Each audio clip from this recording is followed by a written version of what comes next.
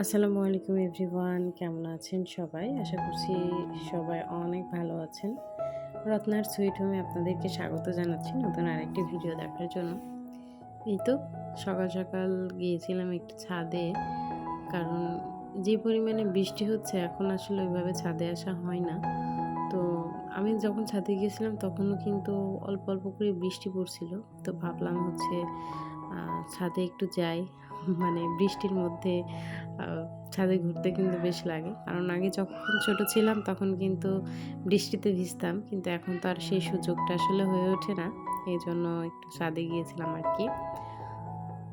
তো ছাদে যাওয়ার পরে দেখি যে হচ্ছে আমার ভেন্ডি গাছে তো প্রতিদিনই ১টা ২টা করে ভেন্ডি ধরতেই থাকে আর আমি তুলতেই থাকি।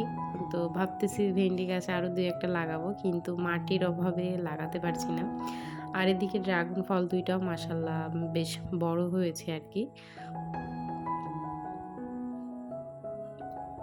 ছাদ থেকে নামার পরে আসলে আর তেমন কোনো ভিডিও করা হয়নি।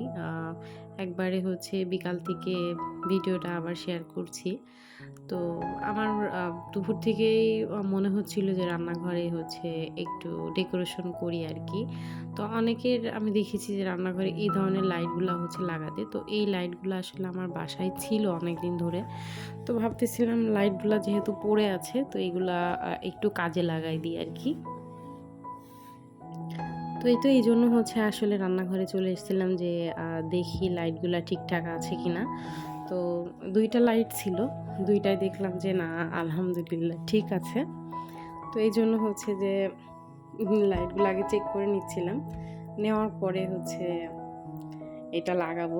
তো চলেন আমার সঙ্গে এই ২ টা হচ্ছে লাগাই। তো আর আমি এই ২ টা মানে এই যে ওয়াল হ্যাঙ্গিং এইটা কিন্তু আমি হচ্ছে আরএফএল থেকে কিনে নিয়ে এসেছিলাম। এটা মনে হয় আগের ভিডিওতে আপনাদেরকে দেখিয়েছি। তো দেখেন কিনে নিয়ে এসে বাসায় রেখেছিলাম। কোনো না কোনো কাজে তো লেগেই গেল। আসলে এই জিনিসগুলা খুবই কাজের, খুবই কাজের। কারণ আগে যেমন হচ্ছে ড্রিল করে দেয়াল ছিদ্র করে তারপরে হচ্ছে দেয়ালে একটা কিছু রাখতে হলে এভাবে ছিদ্র করতে হতো।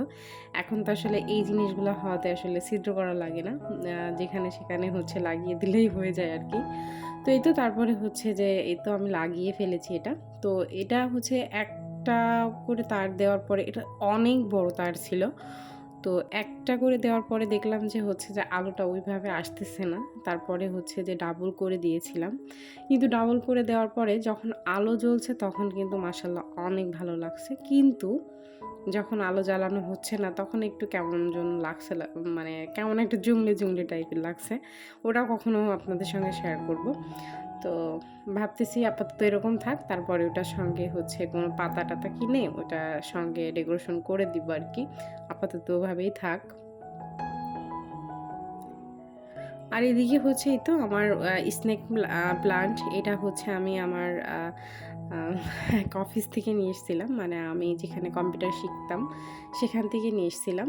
তো ওটার হচ্ছে একটা পাতা দেখলাম একটু পচে যাচ্ছে। তো ওটা কেটে আবার ওখানে বসিয়ে দিলাম। আর এদিকে হচ্ছে আমি কয়েকটা দিন ধরে চা খেয়ে, খেয়ে চা পাতাগুলা রেখে দিচ্ছিলাম। চা পাতা হচ্ছে গাছের জন্য খুবই উপকারী। তো এজন্য আমি আসলে এগুলো ফেলি না। জমায়ে রেখে, রেখে যখন অনেকগুলা হয় তখন হচ্ছে গাছের গোড়াতে দিয়ে দিই। আর এই যে মানি প্ল্যান্টটা দেখছেন এটা কিন্তু অনেক বড় হয়েছে। তো ভাবলাম এটা কেটে এটার মধ্যে আবার বসিয়ে দিই। আমার কাছে একটা ডালের থেকে আমার মনে হয় যে পুরা আ পাত্রটা হচ্ছে মানি প্ল্যান্টে ভরে থাকবে। তখন কিন্তু দেখতে অনেক সুন্দর লাগে। তো সেইভাবে হচ্ছে আমি কাটিং করে আবার এখানে বসিয়ে দিচ্ছি আরকি। আর অনেকের মানি প্ল্যান্ট দেখি যে পাতাগুলো কি সুন্দর যে হয়। কিন্তু আমার মানি প্ল্যান্টের পাতাটা এরকম সুন্দর হয় না কেন জানি না।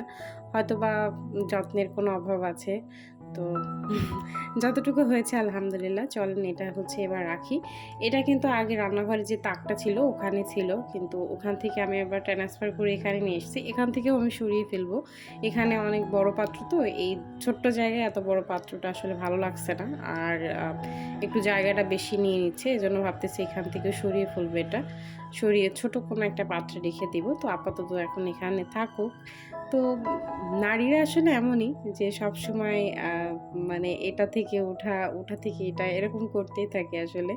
এক জায়গা থেকে আরেক জায়গায় জিনিস সরাতে কিন্তু ভালোই লাগে। মাঝে, মাঝে দেখবেন যে জিনিস এক জায়গা থেকে আরেক জায়গায় সরাইলে কিন্তু দেখতেও বেশ ভালো লাগে আমার কাছে। এজন্য হচ্ছে আমি মাঝে, মাঝেই মানে ঘর বলেন, রান্নাঘর বলেন একটু চেঞ্জ করার চেষ্টা করি। মানে চোখের শান্তি আরকি যেটাকে বলে। তো এই তো তারপরে হচ্ছে আপনাদের ভাইয়ার লাঞ্চ বক্সটা হচ্ছে আমি চেষ্টা করি বাসায় আসার পরপরই এটা ধুয়ে রাখার। কারণ হচ্ছে সে তো ওইভাবে ধুয়ে আনে না। তো হালকা পাতলা একটু পানি দিয়ে ধুয়ে রাখে। ধুয়ে বাসায় নিয়ে আসে। তারপরে হচ্ছে এটা আমি ধুয়ে রেখে দিব। শুকায়ে গেলে আবার হচ্ছে টিফিন বক্সটা যেভাবে থাকে ওইভাবে রেখে দিব। মানে আমার কাছে মনে হয় যে আ যখনকার কাজ তখন করাটাই মনে হয় ভালো আরকি। তো তারপরে হচ্ছে আমি মাগরিবের নামাজ পড়ে বানিয়েছিলাম হচ্ছে একটা পুডিং। এর আগেরবার আমি একটা পুডিং বানিয়েছিলাম কিন্তু সেটা আসলে ওরকম ভালো হয়নি।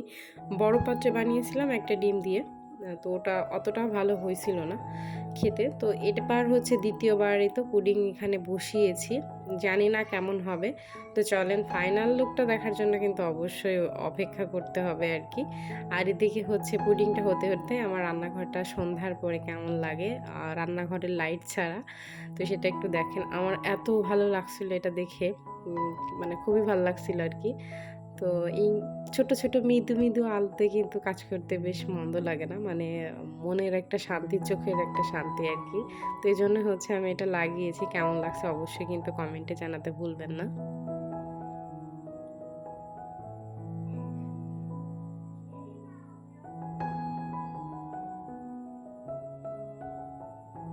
এটা দেখার পরে আমার ছেলে বারবার বলছে, "ওটা কি? ওটা কি?"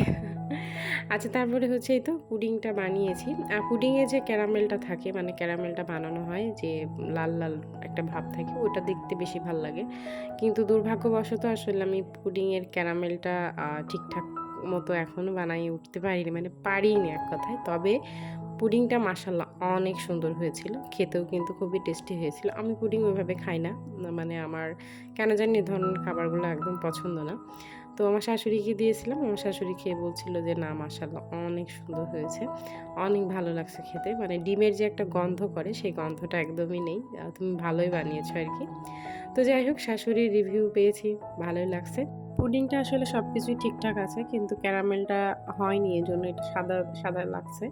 তবে খেতেই তো মজা হয়েছিল আরকি। ওটাই আলহামদুলিল্লাহ। তো চলুন ভিডিওটাও তাহলে আজকে এখানে শেষ করে দিচ্ছি। সবাই খুব ভালো থাকবেন, নিরাপদে থাকবেন। দেখা হবে খুব শীঘ্রই পরের আরেকটা ব্লগে।